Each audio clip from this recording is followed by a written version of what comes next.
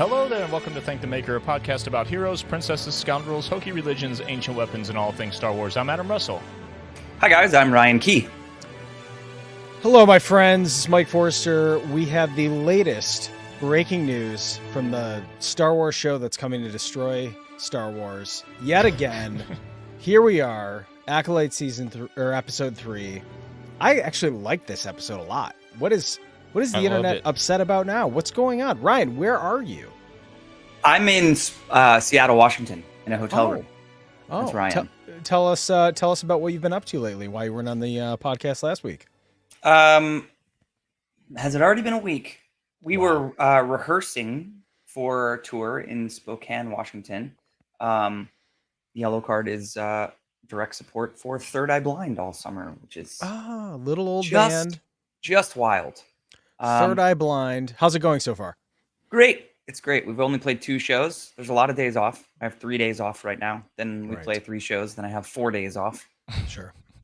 Sounds like quite a few times. Sounds like that's great for the budget.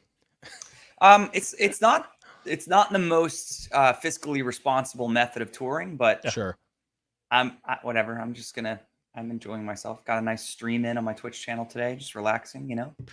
And awesome. then I nice. Rewatched episodes 1 and 2, and then fired up episode 3 for tonight. And also have noticed, because I wasn't here last week, that people on the internet, anyways, that we love to talk about these people and give them fandom menace. Shed some more light on them. But either way, man, there's a lot of toxic stuff going on about this show. They suck. People hated it before it started. I know. God, like the trailer, it's gonna be, the show's terrible. What show? You haven't seen it yet. Yeah. People Ryan, what was your in a very quick little rundown, because you weren't here last week, but I know that patrons, listeners of Thank the Maker want to know what you thought about the first 2 episodes, which were very strong. You're into weird lore. You're into Star Wars that is different than Star Wars. What did you think the first 2 episodes? 30-second take. Hit it. Yeah, I think overall where this is going and exploring origin, more sort of origins of the Force and how it's wielded and who gets to wield it and why. Funny, me in my World War II shit. I'm watching another documentary about the same shit I've watched a billion times, but as one does. But the concept of power and who gets to wield it and why and how they get it, and I think that is at the core of this show. And I think that was really well, what's the word I'm looking for? I don't know. Like it was on display in those first 2 episodes. It's kind of, this is what this is about, is the Jedi wielding power versus citizens wielding power. And, I think now we'll get into tonight's talking about episode 3 and, the backstory that we got tonight, I think, was killer. But overall, I think, it's visually stunning, as we knew it was going to be. And I love the fight sequences. They're just full blown kung fu fighting. That fight between Saul and May in the street. It was like a 70s kung fu movie in Star Wars. Like, it was just so rad. I loved the shot where he got around, behind her, and she didn't realize that he had done that. There was kind of on display that thing where, like, the master is fighting the teacher and the teacher isn't ready yet.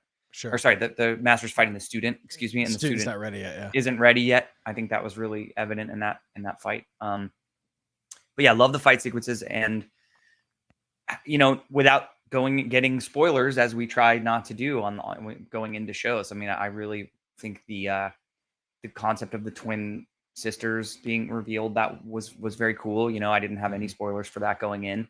And I'm really excited to see where it goes. I do think these first 3 episodes in general, I think people are hoping for some like absolute mind-boggling 500 lightsabers storming down the side of a hill event. And I don't think that's what this show may ever be about, but sure. I think maybe we thought it might, based on some of the stuff we saw early on.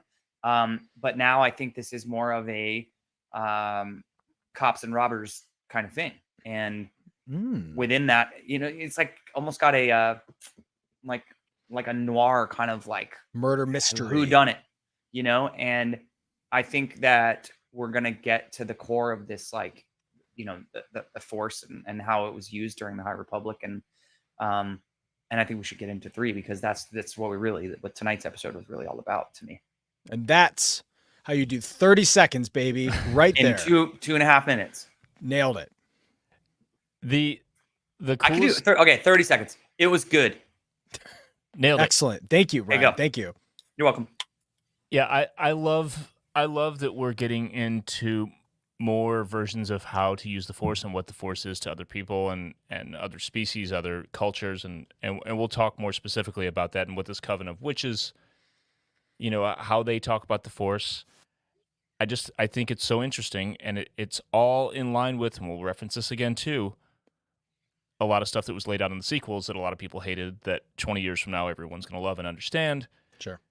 Because ultimately the Force is so much more than what we saw in the first 6 movies. Lucas had this massive, giant, sweeping conception of what the Force was, what it is, what it will be, and we're dipping into that now. Whether or not it was George's original vision is anybody's guess, but doing stuff with witches and weird crap like that, I mean, he did it with Filoni and Clone Wars, so I'm feeling it. But let's get into this a little bit. Like I said last week, these are instant reactions, so we're not going to do our typical format, but we are going to discuss some key things, and we might as well throw out the Disney Plus description, even though we're not going to do a full-blown Stolen Plans here, which is, on a mysterious planet, the tragic journey of 2 sisters begins. So the show is all about these 2 sisters. It's about what the Jedi are doing right and wrong, mostly what they're doing wrong at this point in history, in the beginning of the long decline. And we can talk about how this gets us to, the prequel era. And we did a little bit last week. But at the moment, we're 16 years prior to the season premiere.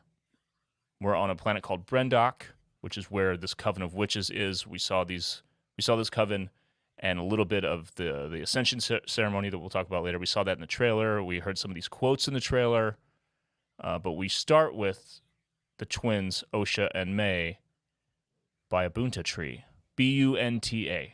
Not Boonta. Sure. The poisonous tree. And you get the vibe right away that there's conflict between them. Osha's the more sort of compassionate and chill one. May is pretty aggro right off the bat. They do the thing with the butterfly kind of insects flying there. May stops one just to look at it. Or sorry, Osha stops one just to look at it. May stops one and is clearly being a little heavy-handed, and they get in a little fight about it. Well, she says, "Why do you always have to do stuff like that?" Yeah. Right. She's got the darkness in her. Yeah. Did you notice the sort of the maze kind of symbol on their mother's forehead? That I guess May gets one as well. It's just smaller, and I didn't look as close at that one. But the one that their mother has very clearly has a sort of yin and yang thing in the middle of it. It's got 2 dots, and they're like sort of interlocked. Yeah. And I saw that, and I thought, oh, well, obviously we'll talk here about like the whole what if they found out how you made them, but right. I feel like that might be a little bit deliberate, like symbolism, to kind of show that she's created this yin and yang, this dark and light. Sure. Yeah. In some way, I don't know. I noticed that. Maybe I'm reading too much into it, but no, that's great. It's reminiscent of the Mortis arc in that sense. Right. So they had the fight at the beginning, their argument, but then they do this thing. They kind of make up. I already got it tattooed on me. It's quick, dude. So you do it with a you did you so you got the guitar string and the tape recorder motor. I DoorDashed it. Okay. Zoom out and show Paul Marino in your room right now. Yeah, I just DoorDashed a tattoo from some mobile. So they make up and they recite this thing that we assume it's something that they've been saying since they were little, and whether they made it up or the mothers handed it down to them. They say, "You are with me, I am with you, always one, but born as 2. As above sit the stars, and below lies the sea. I give you, and you give me." So, yeah. It's cute, but it's dark. Yeah. It is. Yeah. Mhm. It's got like, what's the story about the kids that fall asleep in the poppy field? And they get abducted by a witch or something. You know what I'm talking about? No, you're a Hansel- creep. Hansel and Gretel? Maybe, or is this from the Wizard of Oz or something? Or Man, no, I what's don't want the to be one? inside your head. Yeah. You know? It's a creepy story about little kids who fall asleep in the poppy field, and Yeah, did you hear that? He's trying to rear your child. Yeah. this is reminiscent of some old creepy story about like Sure. gnomes stealing children and eating them, kind of. You know what I mean? It's got Oh, that yeah. like kind of like twisted angle to it. Yeah. Tone. Yeah. But the whole thing is like Osha wants to see more, and May is very much about this life in the coven. And it's a coven of force wielding witches, Well, all women. it seems like they've been pretty indoctrinated with the whole keeping it secret, what they're doing there. And when the Jedi arrive and they say, we thought this planet was uninhabited, Right. clearly it's a big mission to keep what they're doing secret. And May seems to have just drank the Kool-Aid a little more. Yeah. Right. In that, like, seeing the galaxy is nothing to her because she's devoted in her young life to this this pact, this code that they've been teaching her since she was born. And, Well, they also said too, protect our legacy. So like this is a long-standing coven, right? This is not we don't know how long they've been there. We don't know how long, we know that Zabrak species vary in age, whatever. But And they were driven said, from their home, right? They said they were right. they had their right. home taken away. Yep. So their legacy means that there's much And- beyond, I think, in my opinion, whatever they're following, right? Mhm. And it should be noted too, Ryan, to your point, that May got the mark on her head, but Osha didn't because Osha didn't ascend.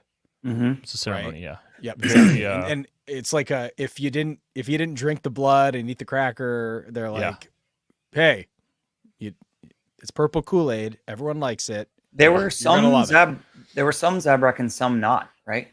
Yeah. Well, there was the main It's a one, whole and bunch of there was of Twi'lek. different. It's kind of yeah. a melting pot. Yeah. Yep. So this Um, is people touched with the witchy. Touched by an angel. Yeah. Touched by a Mhm. witch. Right. Julia and Physics Buddy Joe in the patron chat both confirmed it's the Wizard of Oz, Dorothy in the poppy Oh, field. Okay. Mm. Sure. They fall asleep in the poppy field. And it's also a coven of women, so that's one of the reasons the internet hates this show. Automatically, I'm There's- like, what is this? There's a woman in it. So I'm like, Women. and there's Star Wars and they're is ruined. gay. I'm like, come on, we have to. oh, Star what are Wars. we gonna everyone do? knows Star Wars is for men. Everyone knows that. yeah. Everyone knows that. Every one of my weird friends on the internet loves to know that. I read the most idiotic comment. I won't even repeat on this. I'll tell you guys later about that. Anyway, Can't Like wait. can Star Wars here's what I'm saying. Can Star Wars Instagram at some point okay, so I work for a public institution, you have to leave angry comments up just because it's like people are like it violates our free speech. Star Mhm. Wars does not need to do that. I'm like Nope. if the Star Wars Instagram person, if you are listening, just delete those half of them are bots. But I'm looking right at you. Delete them. Just delete them, block them. We don't need them. We really don't need them. now I'm not saying that they don't have the means to hire to make that happen, but Content I moderators? feel like you'd be talking about like a separate structure at Skywalker Ranch or wherever just for how many people you would need to be full-time deleting content. yeah, Deleting like comments. a warehouse full of. It would be like people in front of just computers. minions of interns. I mean, Yeah. they would never, no breaks. Every time they Not see the like- word like, woke, like where iPhones get made. you're right. Yeah. Yeah, sure. It would be Anyway, terrible right. and inhumane. I fully support it though. There's I- too many I will comments. help. That's my I will. point. I will add to the Kickstarter. So if that's what they need, I'm in. $20 Just a give us month. the login. Just give us Yeah. the login. We'll do it. Yeah, Adam Russell will do it gladly for free. Actually, Yeah, I love Yeah. the pain. Yeah. All right, back to this awesome show about a coven of force wielding witches. Mother Coral is the Zabrak who Mhm. carried the twins. Mother Anastasia created them.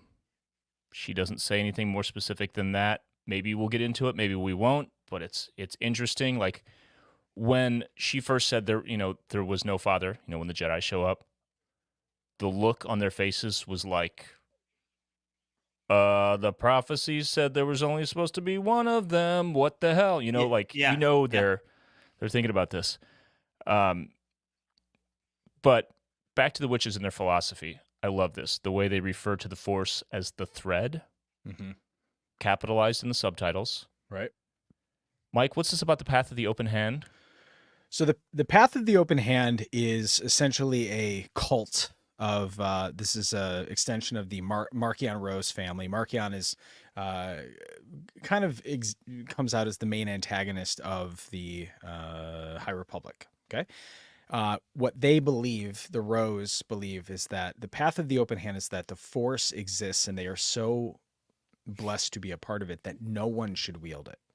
And a very key, if you're going to read it, you're going to read it and it's awesome no matter what. But they have a weapon that essentially eats the Force. It literally is called the Leveler, and it Force users destroys them, takes their power, makes them so that disrupts their connection to the Force. And what's interesting about this is that the witches' philosophy is that they understand it from a different side of it. And so you have someone like the Rose who exists right in the middle because they don't call it the Force. They said some call it the Force, but they call it the thread.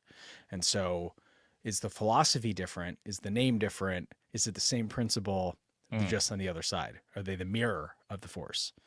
What do these things mean, right? This is high level Star Wars stuff here. Well, here's what Mother Anastasia says. We get the quote from the trailer. This is not about good or bad. It's about power and who's allowed to use it. Right. That goes back to what you're saying. Right. And the way she describes it in the training, she says all living things are connected by the same thread. Very familiar. Right. A thread woven through all of existence. Some call it a force and claim to use it, but we know the thread is not a power you wield.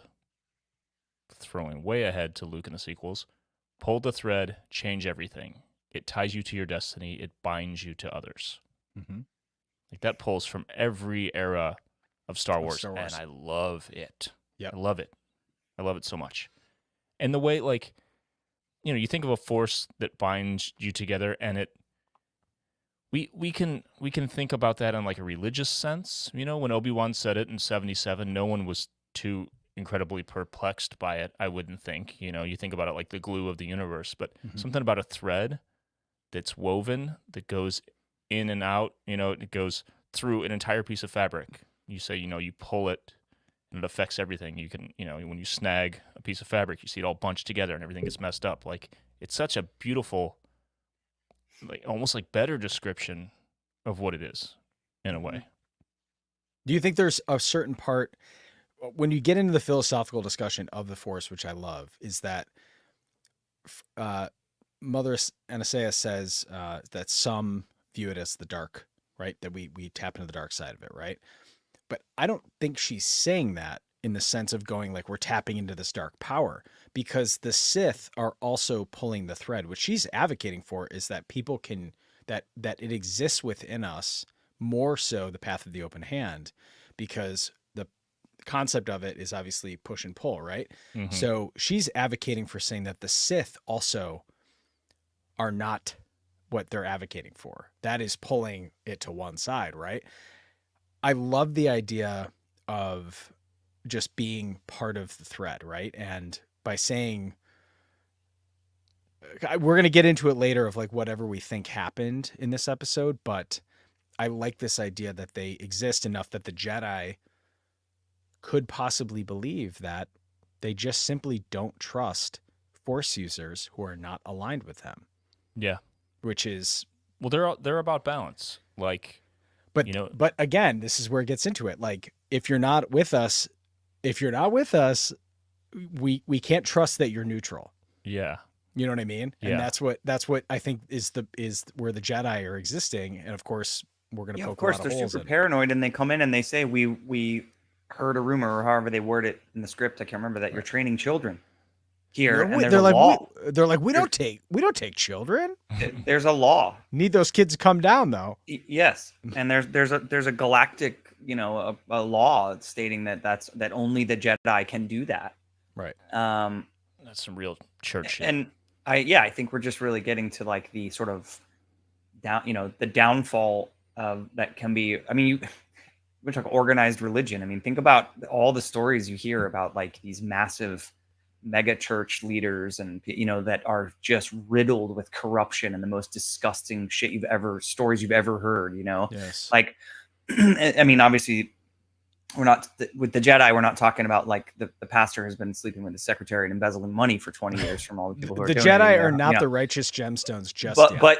But the Jedi, that the idea that they, like to your point, Mike, they preach balance, but all the rules they make are absolutely contradictory to any sort of balance. And they're aligned with themselves. And we don't know anything about these witches yet, really. And are they, from what we saw tonight, are they hurting anyone?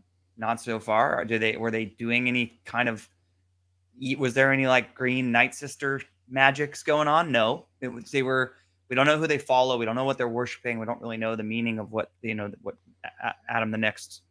I think a piece of information you're going to bring up, the thing they were chanting during this ritual, the Ascension ritual, but they're not hurting anyone as far as we can tell. And so it's just like anything that threatens the Jedi and the way they think it should be, they're very paranoid of. And they don't take children. And then we get that killer Phantom Menace throwback where she grabs her backpack and is about to head out. I mean, they're like, give us your children right after he says we don't take children. Ryan, you're from Florida. Does this remind you a little bit? Like you're one of our only coastal guys besides Nick, but like the movie Jaws comes out. It contributed to the amount of shark killings after that movie because people just assumed every shark in the water was dangerous to humans, despite sharks literally just being sharks, existing in the only place they're allowed to exist, right? Humans rip, dude. Humans are awesome. Humans are unbelievably, right? But like what I'm saying is that like when we think about this from this concept of going, if the sharks are not inherently evil, they just exist in their own right. Like they don't take sides. We swim around in their home and then they get curious, right? But if you're aligned with the human side of things, you're like, anything that's a threat to humans needs to be destroyed, which is kind of what the philosophy of the Jedi currently right now, which they just probably aren't outright saying it, but it's kind of clear what they're saying by their actions and also their inactions. Yeah, I think they're extremely threatened by anything that is outside of their way of life and the rules that they've set up. And I mean, she says, Brendok isn't a part of the Galactic Republic, you know? So, I mean, it's... they were like, well, but is it? Yeah, like, it's like not a separatist system yet, obviously, but where is it? Where is it? Outer Rim? Is it what?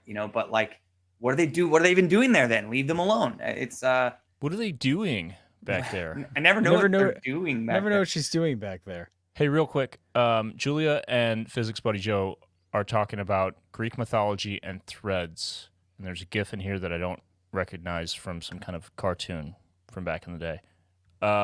Enlighten us in the chat, please. The Greek fates. This is probably from what's Hades and what was that movie? The Disney movie with Hades. That has to be what this GIF is. The thread won't cut. From Hercules, right? No idea. Yeah, Hercules is 1997. It was an animated movie. That's right. Yeah. And then Nicole points out something that we'll obviously make a graphic of, a side-by-side, how they refer to, Anastasia says something like, some people consider something about it, darkness with the way we use the thread, and they consider it unnatural. Throwback to Palpatine, of course. It's all great stuff. I love it. So maybe they are hurting someone. We just don't know it yet. The sun and the moon aligning, like this is literally Shin and Hati of Norse mythology. I mean, we've seen this. The eclipse, dude. It's the logo. Right. Notice that right away. Yeah. That it's built. So this whole, obviously, but this whole thing comes down to this old religion, this old mythology, this old interpretation of the Force. These two girls and their their destiny. This is like the core of the whole show. We're here already. Episode 3. Love it. Let's get into it.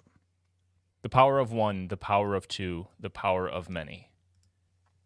Anastasia says this during the training, and then they say it during the ascension ceremony. I got such like Sith vibes from this. Yeah. Well, yeah, I said this before we started. I was mentioning how I felt like it was sick. I mean, like, okay, we're chanting, Norse god style ritualistic stuff, but the choice, this is not negativity, just constructive criticism. Maybe the choice to go the power of one, the power of two, the power of many. I was kind of like, it took me out of it a little bit.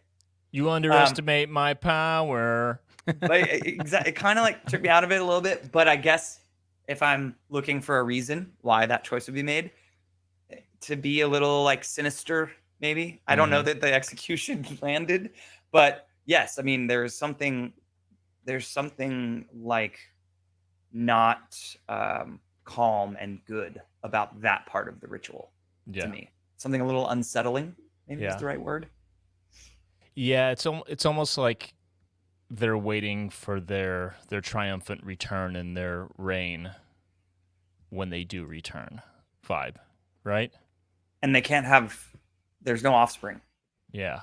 I mean, obviously it's a coven of women, so they would have to adopt, but think about what can come out of this coven.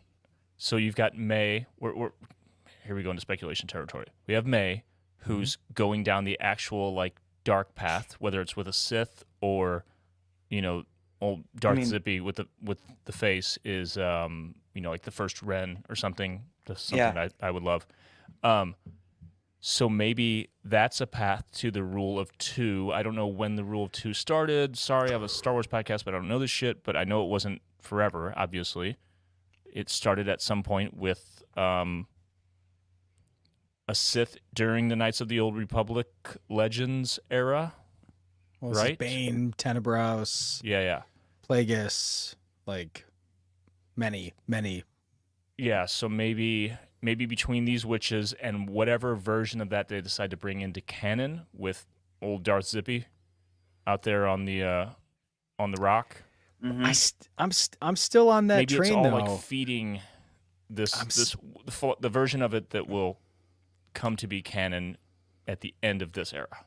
I'm still on the train that Zippy is an apprentice. Yeah, I mean, well that would make sense. Sure. And he's bringing in a potential apprentice for himself. Right. That's Alex and Molly talked about this on Star Wars Explained about how the idea that like an acolyte is like the third tier of the rule of two dynamic. Right. Bringing someone up to be your apprentice to then ultimately overthrow your master. I think if are we getting further into the episode now at this point? Well, I was just going to say back to how I was talking about the kind of like ritualistic and unsettling nature of that. The part where she talked about, and I only brought up like how are they going to reproduce, like literally and continue to grow when they say the power of many. And there may be in that kind of sing-songy, the power of many, there's like an excitement because of the girls, Right. because she says a miracle, the gift of life. Right. So we don't know what that miracle is or how it came to be, and I mean, clearly it seems like it was pretty manifested, but I just thought as we're talking about the chanting and the what the power of many, what does that mean? But it seems like they're fired up because they're about to ascend these two children, and they're the first two young girls in the coven in a generation. It seems like, if you look at kind of the age of everyone there, they all seem to be pretty close in age except for the one like super elderly. I don't know what species she was, but for the most part, it seems like they're all kind of the same age. So they haven't had any new, membership in a generation. Yeah. And who knows when this exodus came that put them on this planet in exile. It's hard to say. There's definitely dark forces at work, and I'm sure that there's contradictions saying how that the Force creates someone like Anakin, but does the Force create the balance of the opposite side, right? And I'm sure there's lots of Sith lore about how what this thing works and all that, but like if entity exists by the Force, by the thread that is designed to actually give both, I think the problem is that like we look at Anakin as being the ultimate Jedi, yet the ultimate bad guy, right? But like if the idea is that the Force could give two at once for them to go in their own, it's just adding to the balance, right? Yeah. It's an interesting concept. I'm sure that there's more lore out there for people that are going to get very upset with me that I just said that, but like I'm sure, bring us to school, we're up on it. But like I think there's something in here of what? I was just raising my hand like I'm the next kid in class to talk. Oh, Continue. yeah. Hi, Adam. Yes. You. Two little clues that might, or to me, definitely lean us to they're doing some dark stuff that maybe like leans a little off balance. Maybe not from their perspective, but from an objective perspective. The production design in Star Wars is not done willy-nilly. You know, we know Doug Chiang is still, you know, the executive creative director. Doug's been there for almost 30 years now, right? Right. The book that Osha is drawing, and she draws the Jedi symbol in it that Right. May then burns to burn down the whole thing. It's a triangle. Mm-hmm. We know who messes with triangles, typically. Sure. It's not the Jedi. That's some dark stuff. Right. Also, did you notice when the Jedi showed up and they were, you know, it was mid-ascension ceremony and they were talking and they were kind of debating back and forth. They bring out the kids and whatever, that you could see their breath as if Yes. the air was cold, but you Did couldn't not- see the witch's breath? Right. I did love not that. notice that. You're a nerd, Love I that am a detail. nerd. and I love it. It's got that like horror movie, like there's death in the air kind of vibe to it. Like vampire vibe. Yes. And and the planet is uninhabited, Yeah. So they thought. So or they're yeah, Yeah. supernatural. yeah. It's unnatural. Insert GIF of the wife swap TV show. He's tampering the dark side of stuff. Sure. Insert Charlie from Lost's quote. That too. Not Penny's boat. That's not the one. Okay. No, We'll just keep going. We'll just Great, keep going. great Yep. quote though. Yep. Always works. Right. Somebody made a great meme the other day with that. So the Ascension ceremony, Sol, Indara, Torben, and Kelnaka show up and basically like shut it down before Osha gets ascended. And she doesn't even, remember how she, they ask her, do you vow to do so-and-so, right? And carry on her legacy, whatever. And she says, The most half-assed. I'm Ron Burgundy. Yeah, right. Sure. So they shut that down. So the four of them, they were there, and when Torben, I went back and watched. Ryan, you just watched the first two again. What do they say about all who were stationed on Brendok should be what was it? Like be held to trial or something? Like two things. I mean, one being stationed there. That's interesting. Like I mean the four Jedi that yeah. Nay is focused on are the four that were stationed there, and Yeah. so it's like it's all. I mean, it comes down to I don't think it's going to go any farther than just blaming them taking her away and the fire and it's all just their fault. But I thought it was interesting that they said stationed. Like, how long has this been? Oh, going right, on? like how long this have they been looking, Sure. rather And- than and like the- who are on the mission. And like, how long have they been on the planet looking for them? Right. If they were stationed on that planet and thought it was uninhabited, Yeah. because you're Jedi right. are lying. They made it sound like if as a Jedi you're posted on a system. It's like maintaining law and order.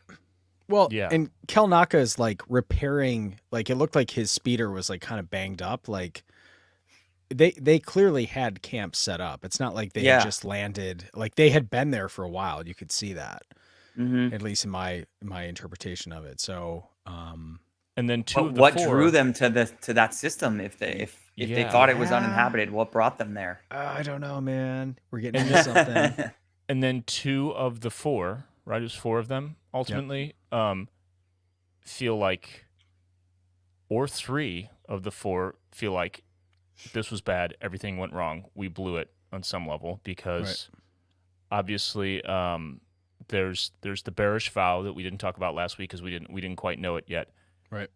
With in present day, Master Torben in the kind of cross leg position, levitating. He's been there for 15 years, over 10 you mean years. Whatever. Lando Norris, the F1 driver that's in the show? If you know, you know. That's him. Okay. Yeah. So Go fast. because let me read here. Bearish vow.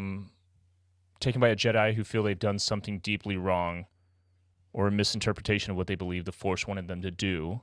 Mm-hmm. They don't leave the order. They decided to sit and listen to the Force until they better understand themselves and what it's saying. It's named after a Jedi called Barrish Sylvain from the High Republic era. There's in I think issue 1 of the Darth Vader series that came out, I don't know, 8 years ago now. There's a Jedi who's... That's Charles Soule that wrote that, though, I believe, right? Yeah. So there's an example of that there. And then, Mike, there was something else. Did you send it about how there's also or maybe someone else sent it to us. There's like a Wookiee ritual. I may have sent it to the group. If a Wookiee has... they do a similar thing. They kind of go into exile if they feel like they've dishonored...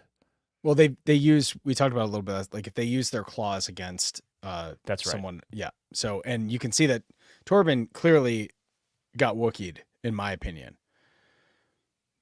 Like, that's what I'm looking at, because like there's, the ship was crashed. Kelnaka looks like he's not, isn't Kelnaka he's still on the planet. What do you mean? Where do we see Kelnaka at the end of episode 2? It is... What's the name of the planet? I got it right here. Hold on. It's a different planet, right? It is called Kofar. I was going to say it Kofar, starts with a K, but then I thought I was just thinking that because Wookiees. Okay. But like we had said last week, his ship was crashed. He was living on it. He wasn't interested in being found. So either Torben went back to say, something has to happen. We have to go to the Jedi, whatever. It's like something happened, but like I'm really strongly believing that Torben got Wookieed. Like I think these things align. And I think here's go ahead. Really quick though. If you look really closely in the trailer, or one of the trailers, because I cut them all together and put out the remaining trailer footage that has yet to be seen a couple days ago. There's a shot where he's fighting in the kind of robes that he's wearing in this episode. Right. And it looks like he's fighting Soul. Like, the person who flips over him does not look like Torben at all. He has dark hair. So well, I mean, we're going to get something. I mean, I think we should get into this point of where we got to get into what happens, because I think this is where we can start to, I don't want to say speculate. Let's speculate a little, right? Because the fire gets started. May is upset with her sister, radically upset, right? Yeah. So now, of course, people, again, we have a sci-fi series that has sound and space, and literally the first 3 seconds of the damn movie starting 1977.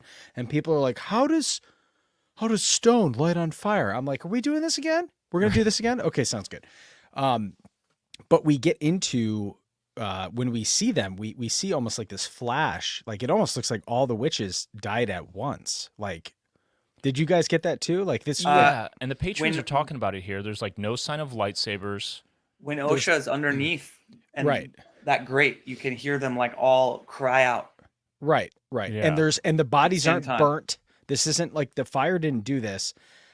I'm sitting here being like, are the Jedi actually running from something that's not? They made a note. There was a very specific sound in the beginning when they thought that the Jedi were already there. And remember, they go over to the turbines or whatever those generators were, and she kind of like that, they're like, take the girls away, right? Yeah. Someone sabotaged those clearly to blow up. Yeah. And I think at this point, whoever sabotaged those is safe to say that that's who killed the witches. And I strongly believe that it was not the Jedi who did that. But Peyton P in the patron chat says around 3407 there's a background noise that sounds kind of like a whirling lightsaber. But again, Sounds no good. lightsaber scar, so like who knows? Well, what's a whirling lightsaber in the trailer? What color was it? It was red. Oh boy, you better watch it. So anyways, I'm just saying, I think you got to sit that play here, looking to blame the Jedi, looking to make possibly frame the Jedi, get a dark side user real riled up to really tap into their power. I mean, this is like literally the roadmap of how you would this is like the Reichstag fire. You know what I mean? I've been thinking since I watched it, trying to speculate, because I don't think it was bad writing that the fire got out of control so quickly from just that one small lantern. Like, right. Because while I was watching it, I was like, what? Like 30 seconds later, the whole entire mountain is on fire after she dropped the lantern on the ground, Yeah. I just felt like that escalated really quickly. And so sabotaging, whatever those generator type things you're talking about, Mike, or just someone else being there, some other force being there. Accelerating destruction. That's just burning it all down. I mean, because, I felt like there was more to it than just the lantern. And then May survives, like, even though she fell, like, there's... She's by herself at the very end when she goes back to the tree. Also, tree imagery, great. But you would think whatever sinister force person, if they're there, a Sith or whatever it is, right, yeah, would like only want May if he's trying to, he or she is pulling her strings kind of and puppeting her to become a tool of the Sith, a dark side user, whatever you want to call it. Making it look like legitimately it was like a fire and that the Jedi killed all, not being like, I've got you, kid, after he or she saved her from falling, just float her over to where she's safe and then let her get away, like, I don't think there was anyone showing themselves, is my point.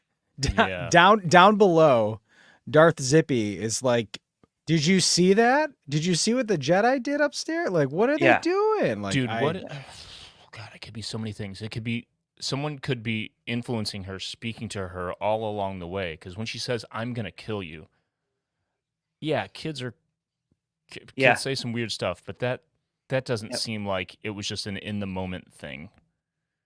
That seems like some possession.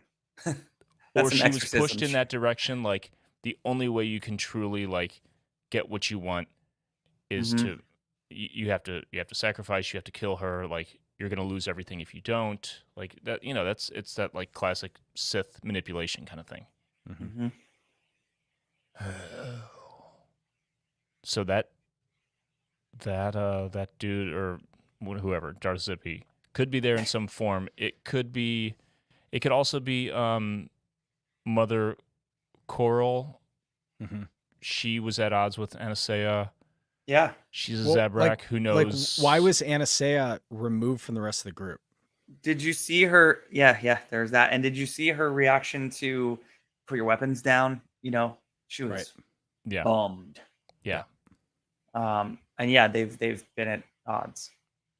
There's some very non-Jedi, un-Jedi-like thinking in her when she's like, well, I carried them. That very kind of like undude. Yeah, that kind of, Anakin, when he would get frustrated with things, and they would teach him, you need to not, it's not about the sacrifice you made. You're just supposed to make the sacrifice. Whereas she's doing the kind of dark side thing of like, well, I did this. I want this. I want more. I know I shouldn't, but I want more, that kind of thing. Yeah. And Anastasia's like, just not having it. She's like, you need to chill. And also gave her blessing to her other daughter to go pursue the Jedi. Yeah. Like, I mean, that's like the thread. She literally tells her, pull the thread if that's the way that you want to go with it, right? I mean, the Jedi are kids and like you might never see them again, or they're kind of taught to remove all of their attachments, right? Which would mean So like even if you do see them again, they're not like, "Mommy." right. They just look over and be like, "Hey, I remember you." You're like, So that said, yeah. is she thinking of this balance thing in terms of like, very much like Anakin's path? It's not what at first glance you would expect. How to bring balance to the Force by turning to the dark side, tearing the whole thing down and starting from scratch. So is from Anastasio's perspective, it while being off balance in terms of like Osha's path, it does balance out with May's path. And she knows that. She knows, okay, I have to let her go with these people who I don't think use the thread the right way. They claim to be able to use this Force, like wield it like a weapon. But I have to let her do that because I know that May is going to go the other direction. You know what I mean? Because it is contradictory. She subtly talks shit on the Jedi in that monologue during the training, but then she says, if you want to go, you should go. Mm-hmm. Mm-hmm. So that it can't be that blatant of a contradiction for no reason. Sure. These writers aren't dumb. It goes back to the idea that if the witches believe more in the path of the open hand, that they are a part of the Force, but they are not one to yield it or wield it, right? Mm-hmm. So her saying, if you want to pull on it, it's almost like she knows that her other kid is already pulling on it too. Yeah.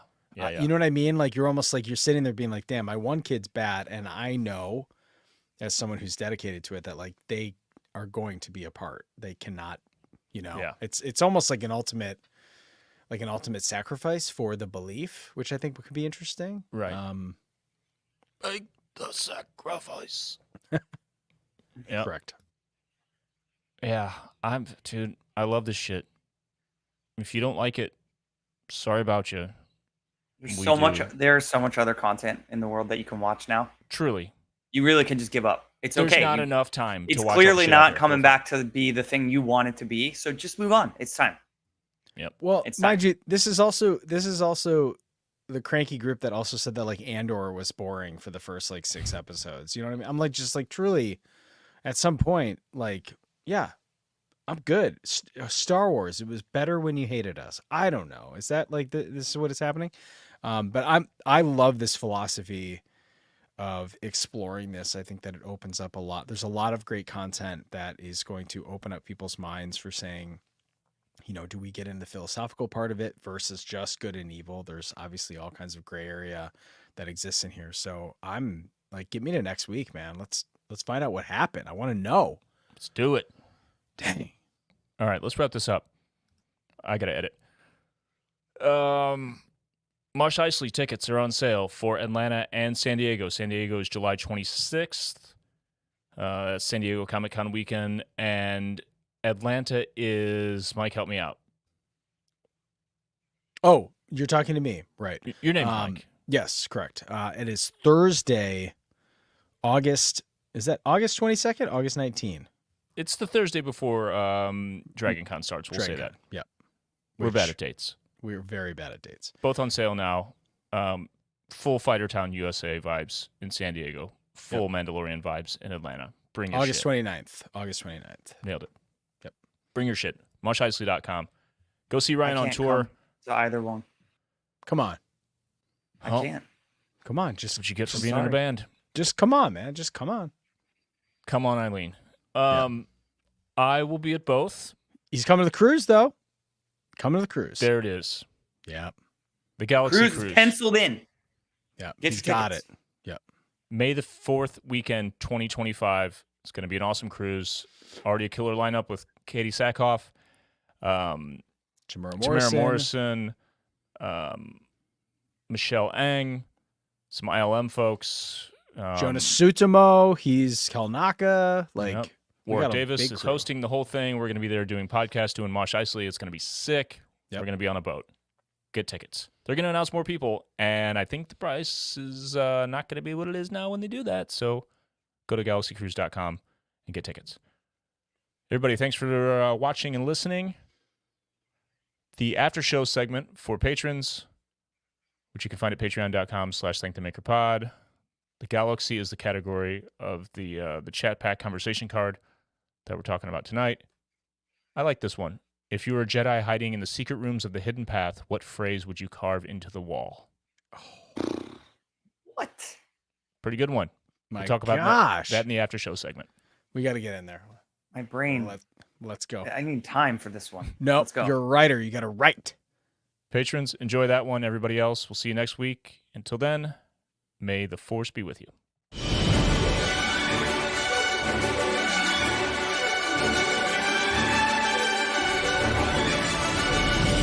If you enjoy Thank the Maker, you can support us by following and leaving a review on Apple Podcasts, Spotify, or wherever you listen.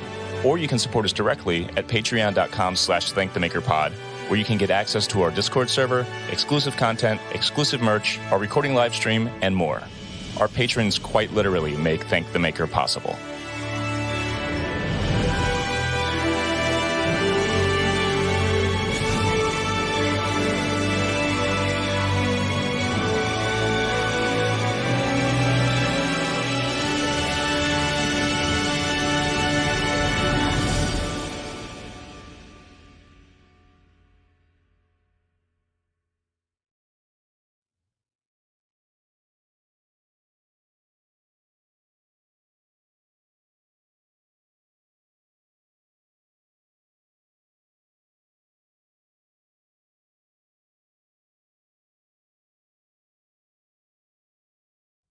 There we go. Hello. Hello there.